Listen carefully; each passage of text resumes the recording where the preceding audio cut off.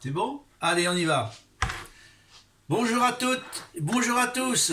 Nous voilà encore une fois revenus avec notre petite recette de langoustine qui est destinée à un groupe particulier, mais j'en fais profiter tout le monde. Donc pour faire nos petites ravioles de langoustine avec une petite émulsion au foie gras, il nous faut bien sûr des langoustines. Il nous faudra de la pâte à ravioles que l'on trouve dans les magasins spécialisés, en l'occurrence les magasins chinois, du foie gras bien sûr pour finir la sauce, du chou qui nous servira, que j'ai émincé et blanchi, donc ébouillanté dans une eau bien salée, ensuite mis dans l'eau bien froide, ça vous le savez, on en a souvent fait, qui va nous servir pour le décor.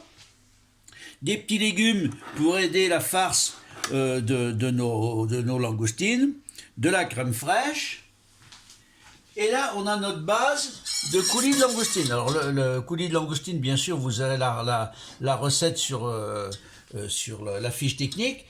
C'est simplement un fumet de poisson de langoustine, que toutes les carcasses de langoustine que j'ai cuit comme un fumet de poisson, avec un petit peu de tomate dedans, de sauce tomate ou de coulis de tomate, et puis de la crème fraîche. J'ai laissé cuire 20 minutes, j'ai récupéré tout l'ensemble. Là, on va le recrémer un petit peu avec la crème épaisse pour lui donner, et le lier surtout avec du foie gras à la fin, bien mixé, ça va donner de l'onctuosité à notre sauce.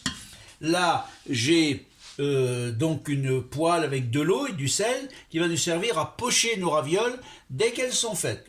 Voilà, donc on va commencer par faire rissoler nos petits légumes parce qu'il faut qu'ils soient cuits, étant donné que la raviole ça cuit très peu de temps. Il faut surtout pas les surcuire parce que la langoustine c'est très fragile et si vous faites trop cuire, ben, ça sera pas très bon, que ça reste un petit peu moelleux. Voilà, donc j'ai mes petits légumes que j'ai ici, là.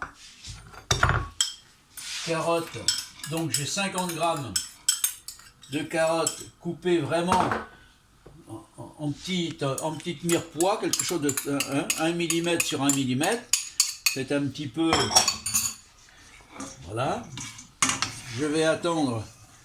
Je ne mets pas l'échalote tout de suite parce que sinon, je ne ferais pas que l'échalote, elle cuise de trop, on va attendre un petit peu.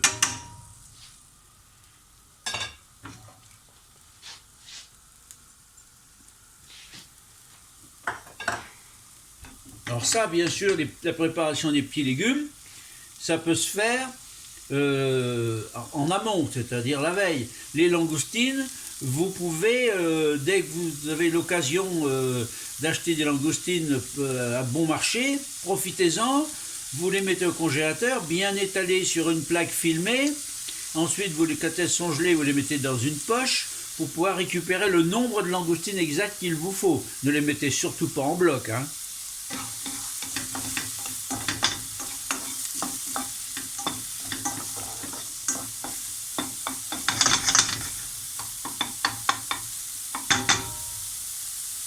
Donc là maintenant c'est bien parti, donc je vais pouvoir ajouter un petit peu l'échalote. Je vais les laisser cuire, on va les laisser cuire, on va les mettre à refroidir pour pouvoir faire le montage de nos ravioles qui sera plus simple quand tout est froid, on a plus de chance. Bien voilà, donc nos petits légumes sont cuits et puis refroidis, vous voyez, donc je vais en mettre un petit peu. Alors avant, il y a une chose qu'il ne faut pas que j'oublie quand même, c'est d'assaisonner, mais très très très très légèrement, les petites langoustines, un peu de sel, un tout petit peu de poivre, voilà. On va se mettre un petit peu de légumes comme ça au milieu. Alors j'en fais 3 pour la démonstration, je ne vais pas m'attarder sur la recette entière. Alors j'ai choisi pour ces petits légumes de la carotte, du céleri et de l'échalote, mais bien entendu vous pourriez y mettre aussi un petit peu de poireau, ça va très bien si vous faites cette recette avec des Saint-Jacques, l'association poireau-Saint-Jacques sera merveilleuse. Et là on y met une petite langoustine. Alors on peut faire bien sûr des ravioles aussi plus grandes et puis mettre plusieurs langoustines. un pinceau avec un petit peu d'eau, juste pour humecter légèrement.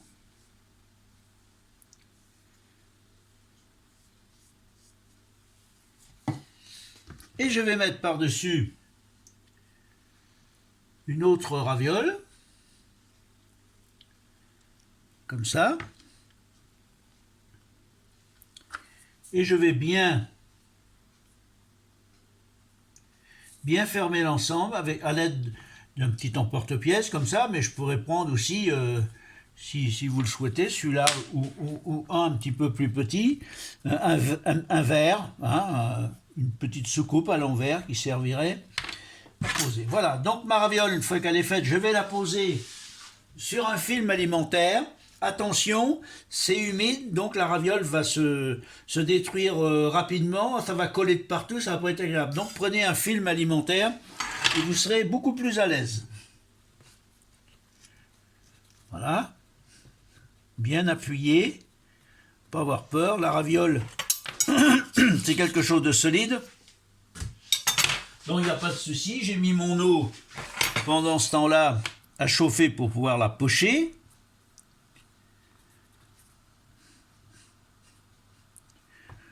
Voilà, très bien. Alors les puristes, hein, vraiment les grands professionnels, eh bien voilà, ils vont en plus découper ce qui sert à rien pour avoir vraiment une raviole parfaite.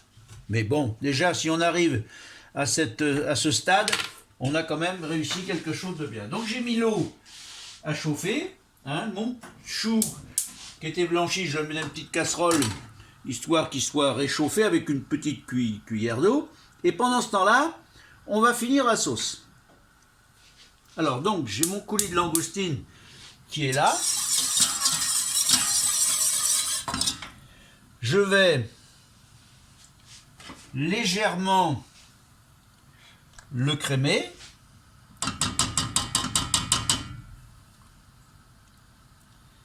À défaut de crème, je pourrais très bien y mettre une petite cuillère de fromage blanc.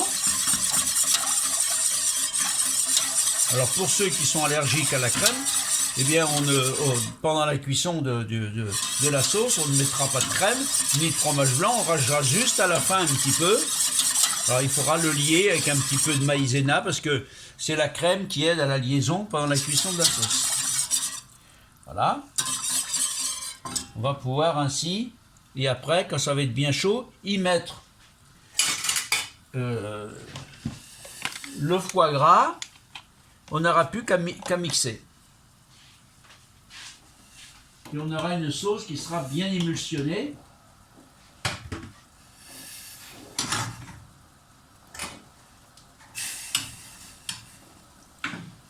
Pas besoin que les choux soient très chauds.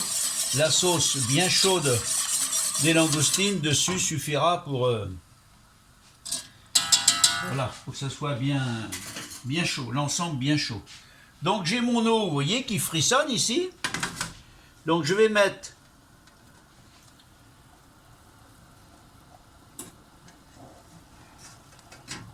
mes ravioles. Alors je les pince bien, hein, surtout, hein, c'est très important.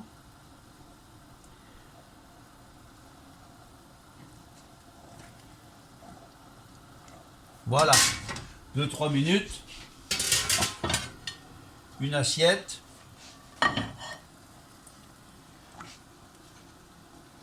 Là, je vais pouvoir mettre mon foie gras. Alors, le foie gras cru, bien sûr, et nature. Hein.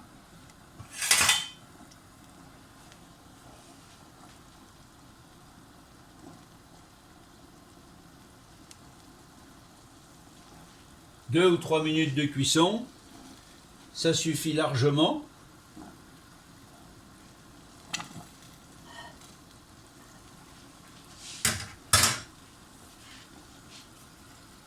Là maintenant je vais pouvoir commencer à mixer ma sauce.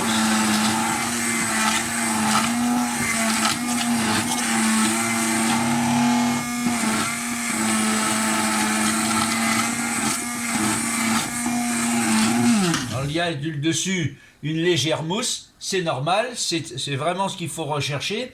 cette mousse, elle est provoquée par l'apport de gras dans la sauce. C'est le gras qui mousse.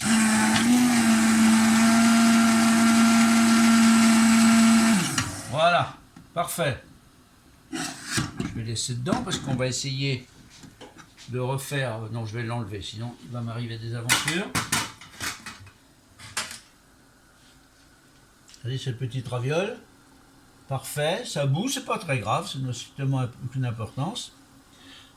Alors l'idéal c'est de le faire le jour même. Si vous voulez les faire la veille pour vous avancer, il faudra les laisser un petit peu dans un petit peu d'eau de cuisson pour ne pas qu'elles se collent entre elles. Hein, ou bien les étaler sur la plaque avec un film, mais l'idéal c'est ça. Voilà, ça cuit en 3 minutes. J'en ai là un peu qui s'est un tout petit peu ouverte, donc vous voyez que il faut vraiment prendre son temps de bien les fermer, bien les coller.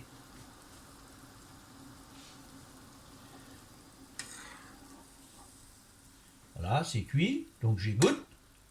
Bien, je vais poser ça. Alors là, j'ai fait le choix d'une grande assiette pour que ce soit bien aéré, que ce soit facile. Et voilà. Et langoustine. Ma sauce. Je prends bien la mousse surtout, ça c'est hyper important. Une preuve de légèreté, de sauce bien aérée.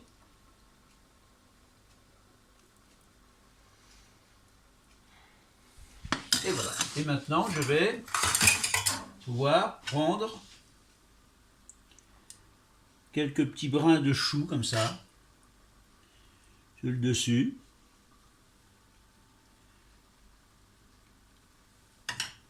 Pour finir mon assiette.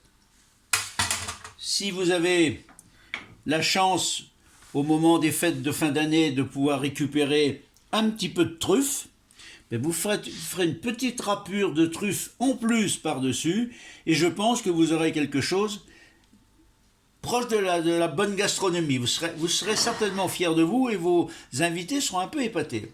Eh bien écoutez, moi je vais continuer à monter le reste pour mes invités à midi.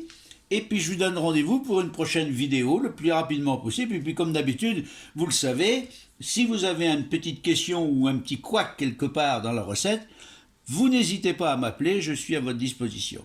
Je vous souhaite une bonne fin de semaine et des bonnes fêtes si on ne se retrouve pas d'ici là. Allez, au revoir.